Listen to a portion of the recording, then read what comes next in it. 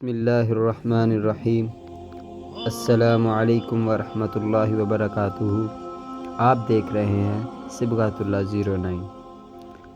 ہماری سیرت النبی کا آغاز ہو چکا تھا، جس میں اب ہمارا دوسرا موضوع ہے مکہ والوں کا پیار دشمنی میں کیسے بدلا۔ نبوت کے اعلان سے پہلے لوگ آپ صلی اللہ علیہ وآلہ وسلم کی بہت عزت کیا کرتے تھے، حتیٰ کہ جب آپ صلی اللہ علیہ وآلہ وسلم نے پہاڑی پر چڑھ کر لوگوں تک توحید کا پہلا اعلانیہ پیغام پہنچانے کے لیے انہیں ان کے قبیلوں اور ناموں سے پکارا تو قریب سب ہی مل آ گئے، اور اگر کوئی نہ آ سکا تو اس نے اپنا نمائندہ بھیج دیا تاکہ معلوم کر سکیں کہ آپ صلی اللہ علیہ وآلہ وسلم کیا کہنا چاہتے ہیں۔ جیسے ہی آپ صلی اللہ علیہ وآلہ وسلم نے انہیں بتوں کی عبادت سے روکا اور اپنی نبوت کا اعلان کیا تو اسی وقت وہ لوگ آپ کے دشمن بن گئے، عزت کرنے کی بجائے آوازیں کسنے لگے۔ قرآن و حدیث اور سیرت کی کتب کا مطالعہ سے معلوم ہوتا ہے کہ انہوں نے 4 بنیادی وجوہات کی بنا پر انکار کیا۔ سب سے پہلی وجوہات انسان ہونا۔ حضور صلی اللہ علیہ وآلہ وسلم عام انسانوں کی طرح ہی ایک عام انسان ہیں، جو ان کے ساتھ ہی تجارت کرتے، کھاتے پیتے، سفر کرتے، باتیں کرتے تھے۔ ان کی شادی بھی ہوئی تھی اور اولاد بھی تھی۔ ان کے خیال میں نبی اسے ہونا چاہیے جو عام انسانی خصائص والا نہ ہو، یا تو کوئی فرشتہ ان کی طرف نبی بنا کر بھیجا جاتا، پھر وہ اس بات کو مانتے، یا پھر نبی کریم صلی اللہ علیہ وآلہ وسلم کے کہنے پر کوئی بستی پوری کی پوری سونے کی بن جاتی، ان کے کہنے پر مردے بات کرتے، یعنی کوئی عجیب و غریب معجزات رونما ہوتے، بالخصوص جو ان مشرکین مکہ کے دنیاوی فائدے کا سامان بنتے۔ مکہ والوں کا یہ اعتراض درست نہیں، کیونکہ اگر زمین میں کوئی فرشتے رہتے تو اللہ پاک فرشتوں میں سے ہی کوئی نبی بناتا۔ نبی تو اس لیے بھیجے جاتے ہیں کہ وہ لوگوں کو اللہ کے احکامات کے مطابق عمل کر کے دکھائیں، پھر لوگ بھی ویسے ہی عمل کریں۔ اگر فرشتہ نبی بنا کر انسانوں کی طرف بھیجا جاتا تو پھر انسانوں نے یہ اعتراض کرنا تھا کہ یہ تو فرشتے ہیں، نہ کھاتے ہیں، نہ پیتے ہیں، نہ تجارت کرتے ہیں، نہ کماتے ہیں، نہ ان کی رشتہ داریاں ہیں، ہم ان جیسی عبادت، صبر و قناعت، شکر گزار، بہادری کر ہی نہیں سکتے، لہٰذا اللہ پاک نے انسانوں کی ہدایت کے لیے انسان ہی نبی بنا کر بھیجے۔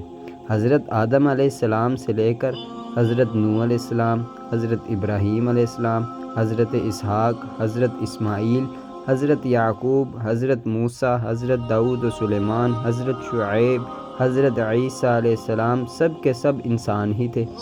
جب وہ انسان ہو کر نبی ہو سکتے ہیں تو حضرت محمد صلی اللہ علیہ وآلہ وسلم کیوں انسان ہونے کی وجہ سے نبی ہو نہیں سکتے؟ لہٰذا ان کا یہ اعتراض ہی باطل ہے۔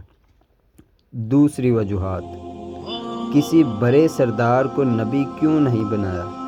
مشرکین مکہ کہتے تھے کہ اگر کسی انسان ہی کو نبی بنانا تھا تو مکہ کا طائف کی عظیم بستیوں میں سے کسی بڑے قبیلے کے بڑے سردار کو نبی کیوں نہیں بنایا۔ نعوذ باللہ من ذالک، کیا اللہ کو صرف حضرت محمد صلی اللہ علیہ وآلہ وسلم ہی ملے تھے کہ جنہیں نبی بناتے؟ یہ اعتراض بھی نہایت بے عقلی بلکہ جاہلیت پر مبنی تھا، کیونکہ اگر حضرت محمد صلی اللہ علیہ وآلہ وسلم کے علاوہ کسی اور کو نبی بنا دیا جاتا تو تب بھی انہوں نے یہی کہنا تھا کہ فلاں کو نبی کیوں نہیں بنایا۔ دوسری اور اصل بات یہ ہے کہ اللہ پاک جسے چاہے نبی بنائے، ہم کون ہوتے ہیں اس کو مشورے دینے والے؟ ہماری اوقات ہی کیا ہے؟ ہمارا کام تو بس اتنا ہے کہ جسے بھی نبی بنایا جائے ہم تو اس کی اطاعت کریں گے۔ تیسری وجوہات، باتیں سمجھ نہیں آتی، جیسے دوبارہ زندگی ملنا۔ نبی کریم صلی اللہ علیہ وآلہ وسلم مرنے کے بعد دوبارہ زندگی کا بتاتے اور اس زندگی میں یہاں پر گزاری زندگی کے بارے سوال ہوگا اور اس بنیاد پر لوگوں کو جنت یا جہنم میں ڈالا جائے گا۔ مشرکین مکہ کو یہ باتیں اتنی عجیب لگتیں کہ یہ کیسے ہو سکتا ہے کہ جب ہم مر جائیں گے اور ہماری ہڈیاں گل سڑ جائیں گی تو کون ہمیں دوبارہ زندہ کر سکتا ہے؟ آپ صلی اللہ علیہ وآلہ وسلم انہیں بتاتے کہ جس اللہ پاک نے پہلی بار پیدا کیا وہی دوبارہ پیدا کرے گا، لیکن انہیں یہ بات دیوانگی لگتی، اسی لیے انہوں نے آپ صلی اللہ علیہ وآلہ وسلم کو دیوانہ اور مجنوں کہنا شروع کر دیا، اور ساتھ ہی ساتھ یہ بھی کہنے لگے کہ ہم آپ صلی اللہ علیہ وآلہ وسلم کی بات اس لیے نہیں مانیں گے کہ آپ صلی اللہ علیہ وآلہ وسلم کے حواس قائم نہیں، اسی لیے ایسی باتیں کرتے ہیں۔ نعوذ باللہ من ذالک۔ بات نہ ماننے کی یہ وجہ نہایت نیچ سطح اور کم علمی پر مبنی ہے، کیونکہ اگر وہ یہ سوچتے کہ جس اللہ پاک نے انسان کو بلا نمونہ پیدا کیا، کیا وہ اللہ پاک اس بات پر قادر نہیں کہ دوبارہ اس انسان کو بنا سکے؟ حالانکہ عام انسان کے لیے بھی دوسری بار چیز بنانا آسان ہوتا ہے، وہ تو پھر اللہ پاک ہے۔ ایسے تو پہلی بار بنانا بھی مشکل نہ تھا، تو دوبارہ زندہ کرنا کون سا مشکل کام ہے؟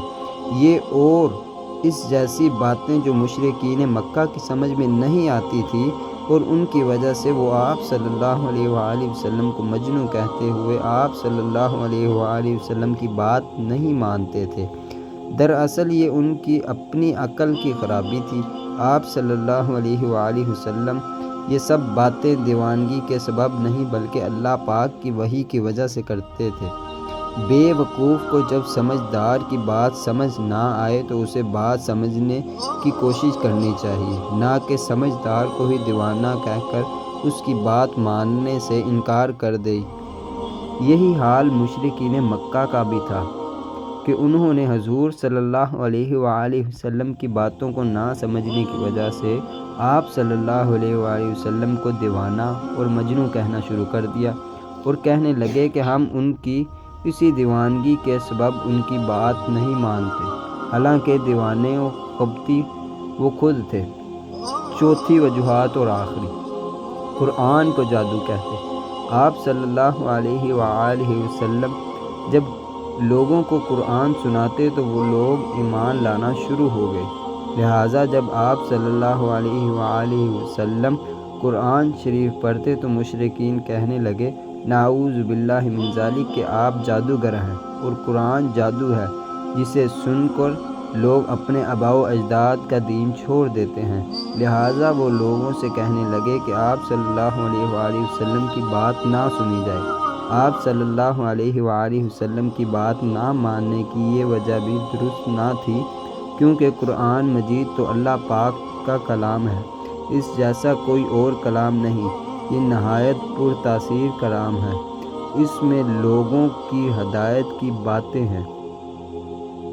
اگر آپ کو ہماری ویڈیو پسند آئی ہے تو شیئر کریں، لائک کریں اور چینل کو سبسکرائب کریں۔